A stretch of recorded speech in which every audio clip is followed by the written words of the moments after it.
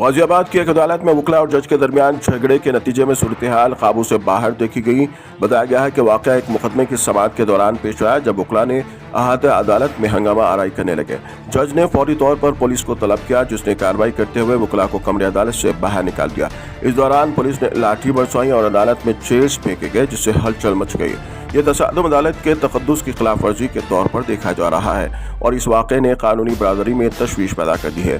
وکلا کی اس طرح کی کارروائیاں نہ صرف عدالت کی کارروائی کو متاثر کرتی ہے بلکہ قانونی نظام کی بنیادوں کو بھی کمزور کرتی ہے۔ اس واقعے کے بعد وکلا نے اس واقعے کی سخت الفاظ میں مذمت کی اور کہا کہ وہ اپنی پیشہ ورانہ ذمہ داریوں کو نبھانے کے لیے پرعزم ہے، جبکہ عدالت نے اس بات کی وضاحت کی کہ کسی بھی صورت میں عدالت کے احاطے میں نظم و ضبط برقرار رکھنا انتہائی ضروری ہے۔ اب دیکھنا یہ ہے کہ اس واقعے کے بعد قانونی ادارے کیا اقدامات اٹھاتے ہیں تاکہ مستقبل میں ایسی صورتحال سے بچا جا سکے۔